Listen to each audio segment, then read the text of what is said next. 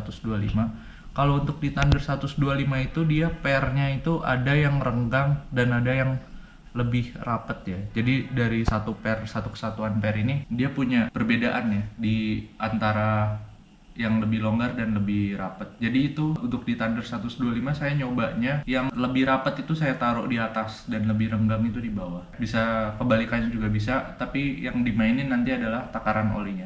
Jadi untuk di Thunder 250 ini dia itu kekurangannya untuk di shock standarnya itu kita nggak bisa atur preloadnya ya. Jadi untuk di tutup shocknya ini dia itu hanya untuk menutup saja, tidak seperti di Thunder 125 ya. Kalau di Thunder 125 tuh kalian bisa atur tuh preloadnya, mau seberapa keras, mau seberapa empuk, itu bisa diatur preloadnya. Jadi kalau untuk di Thunder 250 ini dari oli dari takaran standar pabrik saya cuman kurangin 50 mili, jadi lebih empuk sedikit ya. Jadi kita hanya main di oli kalau di Thunder 250 ini. Nah ini dia ganjelnya ya. Ini sama juga di Ninja 250 juga seperti ini. Yang membedakan hanya di bagian bottomnya aja ya. Jadi kalau ini untuk Thunder, kalau untuk di Ninja itu dia bentuknya berbeda ya. Di bracket-bracketnya itu beda. Tapi untuk internal kurang lebih sama. Jadi bisa kalian substitusi pakai punya Ninja. Oke, jadi ini untuk di bagian sulingnya ya.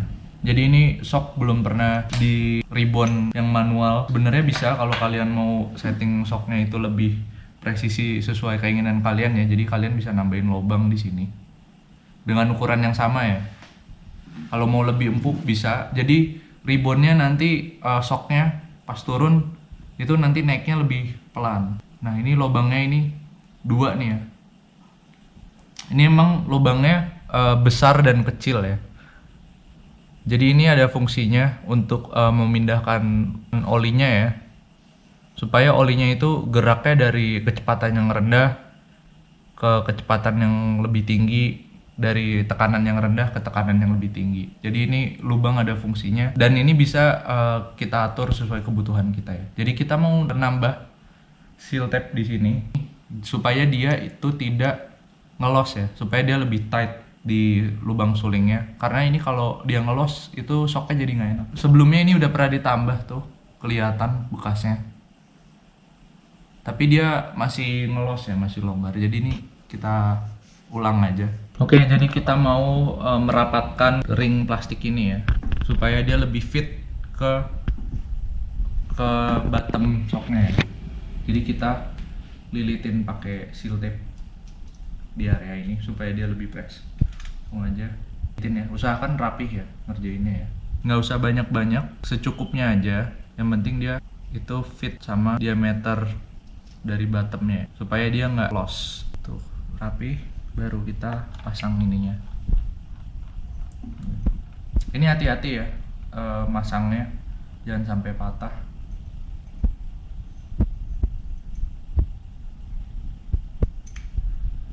Oke, nah seperti ini. Oke, jadi untuk ini kita bisa ngetes fitnya itu kita masukin ke sini ya.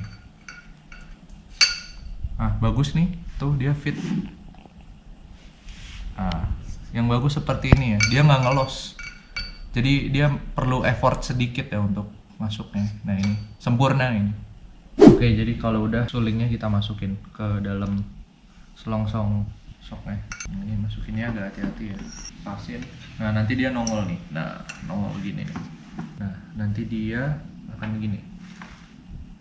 Nah ini gini dia posisinya. Oh ya, sebelumnya ini tadi kita udah bersihin ya. Terus untuk tutup sulingnya udah kita kasih seal. Jadi dia posisinya begini. Terus kita masukin ke dalam bottom shocknya. Sebenarnya biar gampang masukin ya, ada triknya. Jadi kita pakai bambu. Jadi bambunya kita taruh, kita masukin gini. Jadi dia buat neken. Dia buat neken supaya ini tetap di atas ya. Terus kita balik, ini kita balik begini. Ini kita masukin. Nah ini hati-hati, ini dia turun ke bawah ring yang ini. Nah, terus kita masukin ini. Kalau bisa ini lurus ya. Sulingnya kalau bisa lurus. Kita taruh ini. Ini harus lurus supaya ini sama di dalam sini.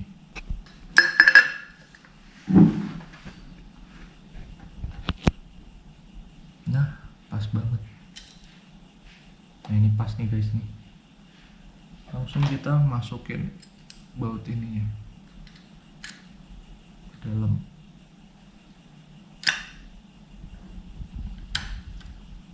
Terus kita putar, kita kencengin, putar searah jarum jam.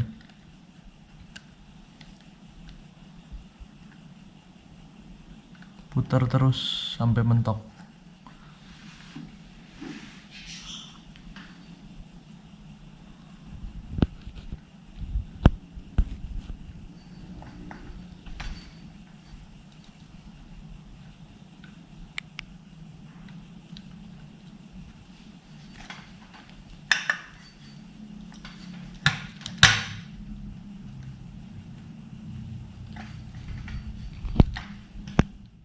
Jadi ini udah bisa masuk ya, kita kencengin.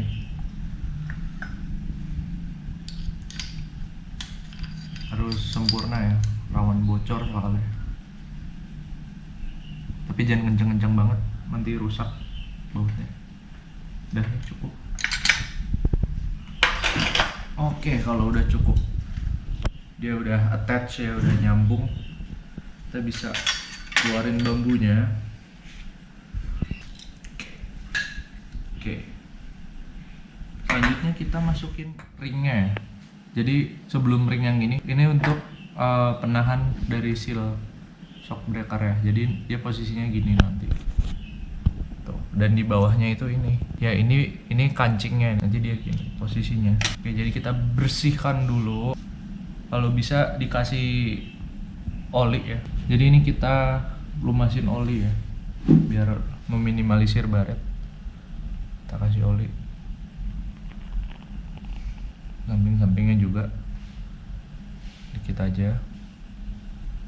Nah, kalau untuk posisinya ini tuh sebenarnya bebas ya, karena sama aja atas bawahnya. Oke, jadi kita masukin. Nah, kan dia belum masuk sempurna nih ke dalam itu. Jadi ini dia emang perlu dipukul sedikit. Oke, kalau yang itunya udah masuk, terus kita mau masukin ringnya ini nih, ring ini nih. Nah, ini dia ada yang di areanya ada yang dikasih radius dan ada yang enggak, ada yang datar nih. Nah, jadi bagusnya sih yang datar ini itu dia untuk posisi bawah dari seal shocknya ya. Dan ini ada yang posisi radiusnya nih.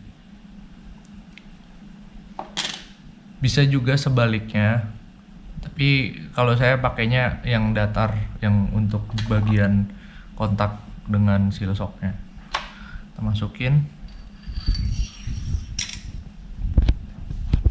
Oh ya, nah di sini kita pukul, tapi pukulnya pelan-pelan aja. Yang penting rata dan masuk semua ya.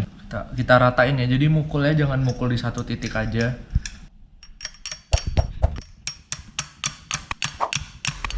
Oke, kalau udah yang sebelah situ gantian.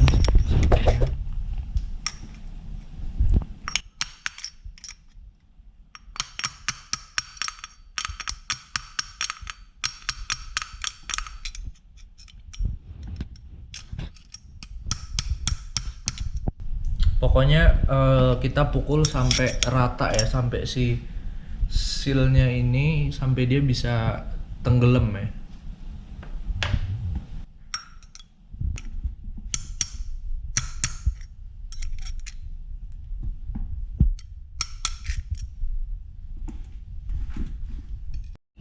Oke, jadi ini dia udah masuk sempurna ya, kayak gini.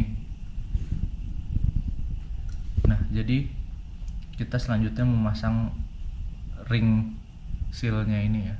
Kita masang sealnya ini, jadi kita kasih pelumas dalam ya, biar gampang masuknya. Nah, ini nggak boleh salah nih masangnya. Jadi posisinya yang benar, area yang ini itu posisinya di atas dan area yang ini di bawah. Kenapa? Karena bagian ini untuk di bawahnya itu dia lebih besar dibandingkan yang atasnya. Dimasukinnya gini. jangan sampai salah ya masukinnya gini. Masukinnya gini. Oh ini dia ngefit banget, sesak banget, jadi masukinnya pelan-pelan aja. Sempurna ya. Nggak perlu dipukul ini. Jadi ini nggak perlu dipukul, kita masukinnya pelan-pelan aja. Kalau bisa lurus ya.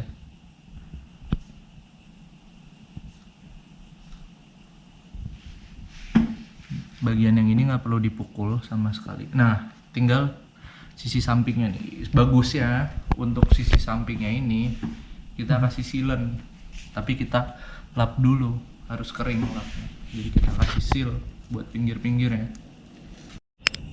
Oke, jadi pinggirnya nih kita kasih sealant ya, biar lebih aman dari bocor. Tapi biasanya jarang sih kasus bocor dari sisi samping. Kalau yang dari sisi samping ini bocor karena area di bottom shocknya itu dia udah ada baret yang parah, jadi olinya bisa keluar dari situ, rembes. Nah ini untuk mengantisipasi kita kasih sealant.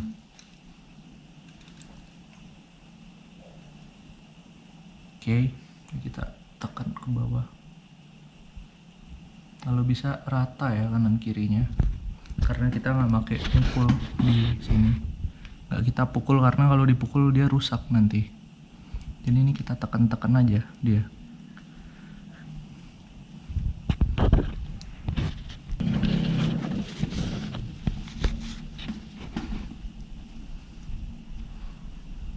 Kita pakai seal shock yang bekas ya buat bantu ngedorong ini. Jadi seal shock yang bekasnya itu kita masukin ke dalam sini, kita mentokin ya posisi ini ya. Nah kita bisa masukin begini, terus kita bisa pukul nih, kita ratain, jadi nggak ngerusak seal yang baru. Kita pakai seal yang lama aja. Nah ngeluarinnya juga gampang, nggak bakal nyangkut dia. Kita keluarin. Oke, kita lap-lap, kita lap ya pokoknya, nggak boleh kotor ini, terus bersih. Terus jangan lupa pasang kancingnya. Ini masang kancingnya, tinggal masukin ke dalam sini. Dia ada semacam alurnya ya, ada alurnya tuh. Dia alur buat ini, buat tempatnya si kancingnya ini. Jadi kancingnya ini fungsinya buat safety, supaya seal shocknya itu nggak langsung lepas ya, jadi ketahan sama ini. Oke, kalau agak susah kita masukin obeng yang kecil. Mana tadi obengnya? Nah bisa pakai obeng nih, sampai nanti dia bunyi klek klek. Nah bunyi itu klek klek, sebelahnya juga sama. Oke, udah sempurna ini. Cek lagi, pastiin rata, dan selalu cek kalau ini juga harus bersih ya. Ini harus bersih karena kunci awetnya di sini nih. Kunci shock itu awet apa enggak tuh di sini. Untuk seal yang lama itu kendalanya bocor karena ringnya itu putus di sini ya, patah ya dia, jadi bocor dia, keluar olinya. Oke, yang ini udah beres. Terakhir kita pasang seal debunya. Seal debunya ini. Nah, untuk seal debunya kalau mau lebih awet juga, kita seal juga nih, kita kasih sealant pinggirnya. Jadi kita bersihin dulu. Kita bersihin. Kita kasih sealant. Nah, ini biar lebih awet ya.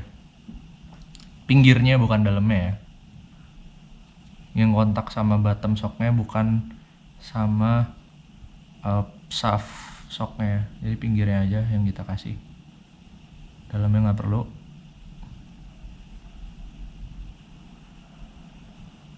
Oke. Terus kalau udah kita masukin. Nah, kalau bisa dikasih oli, kasih oli di sininya dikit biar gampang masuknya. Nah, usahakan bersih ya, tangan selalu bersih. Terus kalau bisa dilap lagi. Oke, ini masukinnya gampang, tinggal set, jadi rata sempurna. Nah,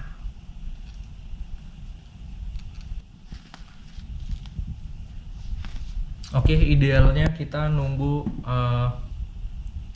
dari sealernya ini sampai kering ya, baru kita isiin oli. Jadi udah sempurna ya di area sealnya sama seal debunya juga nih. Selanjutnya kita mau masukin olinya, terus kita bleeding shocknya. Jadi olinya ini kita siapin corong ya, biar nggak tumpah-tumpah kemana-mana. Udah ditakar ini. Sebenarnya olinya itu hampir 400 mili ya, 380 370-an. Jadi yang kita pakai ini kita kurangin sedikit ya mililiternya biar shocknya lebih empuk. Ini kita tuang aja nih. Untuk olinya sebenarnya bebas, bisa pakai oli shock bisa, terus pakai oli hidrolik juga bisa, pakai oli mesin juga bisa. Kalau yang saya pakai ini saya pakai oli motor 2 tak yang warna hijau, pasti udah tahu lah.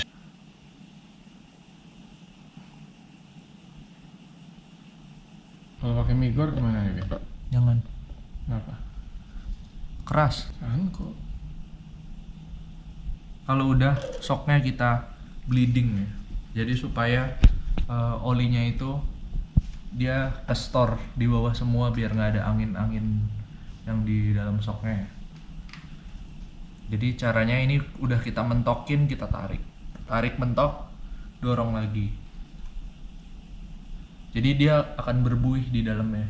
Jadi kalau buihnya itu dikit, berarti olinya ini udah masuk ke seluruh pori-pori yang ada di dalam saluran bottom shocknya ya. Tuh kedengeran itu kesedot dia. Untuk hasil yang sempurna ya kita bisa bleeding shocknya cukup lama ya.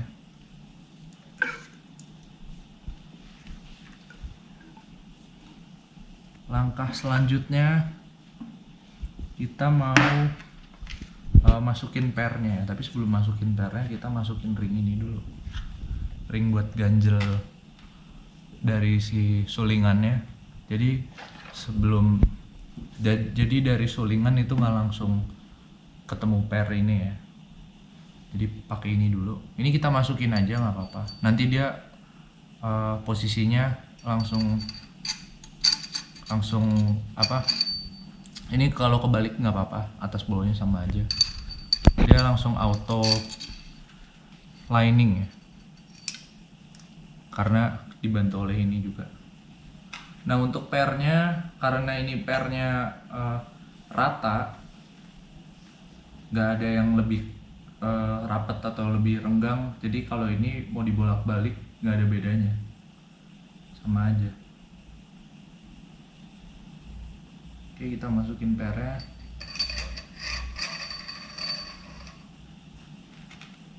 Nah kalau bisa sih shocknya dikebawahin ya posisinya ya, biar nggak terlalu jauh masuknya. Oke, kita kocok lagi dikit. Lalu kita masukin ganjelnya ini. Longsong ganjelnya nih kita masukin.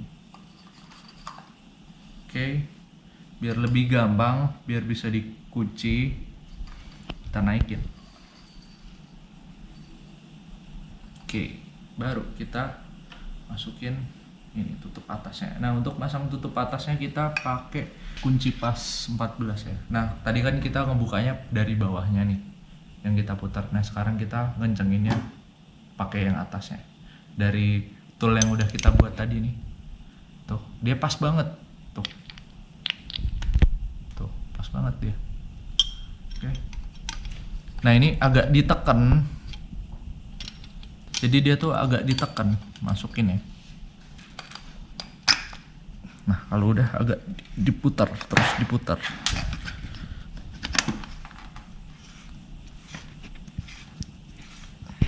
Nah udah masuk nih dia. Kalau udah masuk kita bisa putar ini. Kita putar sampai mentok. Jadi nggak perlu sampai kenceng-kenceng banget, karena dia udah mentok, nggak bisa lebih kenceng lagi. Udah ngepas di sininya. Shocknya udah beres, jadi kita bisa tes. Bagus ini ya, dia naiknya pelan, reboundnya pelan ya, dan ini dijamin nggak bakal bocor ya. Saya juga punya contoh rebound yang berbeda dari shock yang berbeda. Kita punya contoh di sini shock breaker dari Suzuki Bandit 400. Sekilas kelihatannya mirip ya, tapi kalau punya Bandit ini dia lebih gede diameternya. Di anak Thunder 250 di komunitasnya ada tuh yang suka modif ya, dipakein shock breaker Bandit. Sebenarnya bisa, cuman ada yang perlu dirubah. Yang perlu dirubah itu di area triple clamp-nya. Di triple clamp-nya itu untuk shock Bandit itu dia ukurannya lebih besar dibandingkan dengan shock standarnya Thunder 250 ini. Jadi untuk shocknya Bandit bisa dilihat dia kenyal ya, membal. Ya dia lebih besar karena dia menahan beban lebih berat ya. Oke, kita lanjut ke pemasangan. Selanjutnya kita mau masang shocknya ini ke motornya ya. Jadi simple karena tadi bautnya udah kita kendorin, jadi kita tinggal masukin aja. Nah untuk pemasangan ini juga merupakan salah satu titik keberhasilan shock motor itu enak apa enggak. Jadi cara masangnya juga salah satu faktor ya. Jadi kita masukin dulu.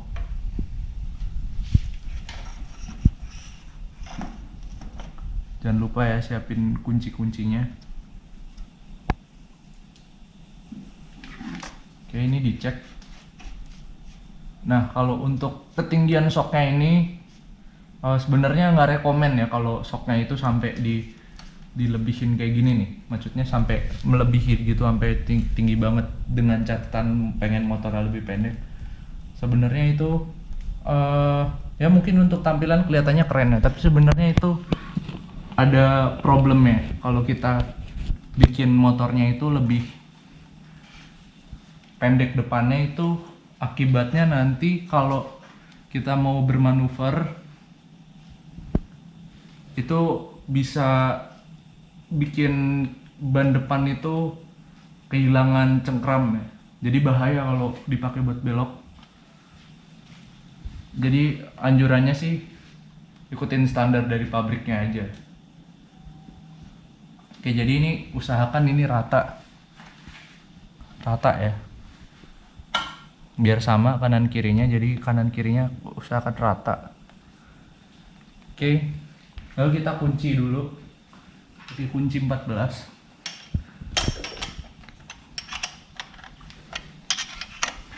Nggak usah kenceng-kenceng banget. Oke, lalu yang kedua, biar kanan kirinya sama, kita masukin as roda. Jadi kita masukin as roda. Jadi kalau bisa as roda ini masuknya itu lurus. Nggak perlu effort banyak gitu as rodanya untuk masuknya.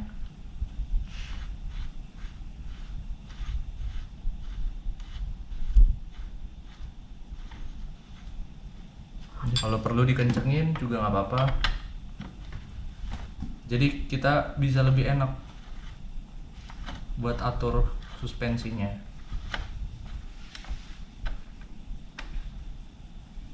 Oke. Kalau kurang naik kita naikin sementoknya ini biar sama kayak yang ini. Biar kanan kirinya sama. Jadi nggak limbung ke kanan atau ke kiri. Jadi biar sama. Bisa kita kendor ini kalau mau kita naikin lagi. Oke. Baru kalau kita udah yakin banget kita kencengin. Dan ini jangan sampai terlalu kenceng banget ya, karena bautnya bisa patah terlalu kenceng. Jadi secukupnya aja, yang penting dia ngunci. Oke, cukup. Lalu bagian atasnya, untuk bagian atasnya kita pakai kunci L hex key ukuran 6.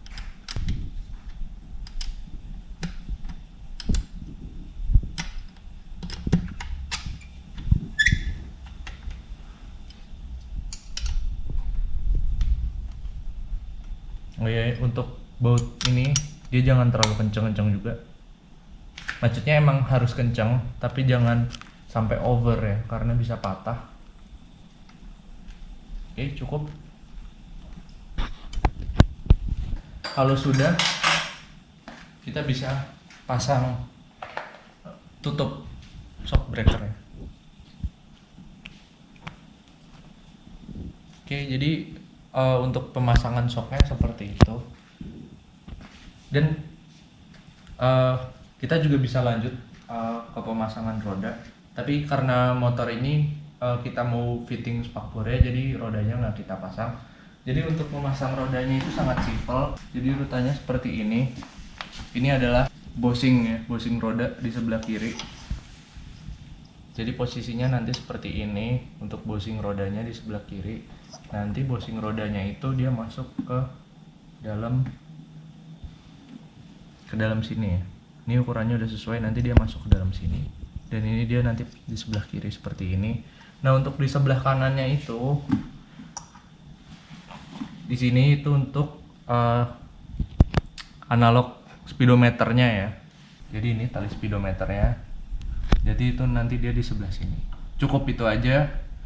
Jadi kalau semuanya udah dimasukin, ini udah kita kencengin sampai mentok, sampai rata ininya, baru yang terakhir kita kunci pengamannya ini. Jadi untuk yang ini dia pakai kunci L ukuran 12, dan yang ini dia pakai kunci L ukuran 6. Dan baru terakhir kita bisa masukin remnya ya.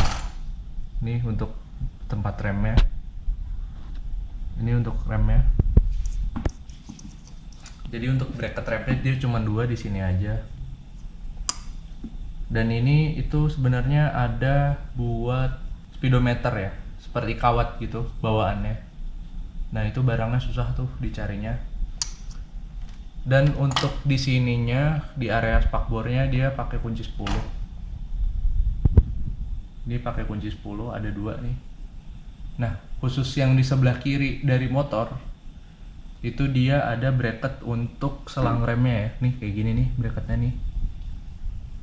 Bracket pegangan selang remnya. Nah, itu yang di sebelah kiri dia pakai itu. Kalau yang di sebelah kanannya nggak perlu pakai. Ya kurang lebih seperti itu video dari gimana cara kita mengganti atau mereplace seal shock breaker dari Suzuki Thunder 250 yang sudah aus atau perlu untuk di repair.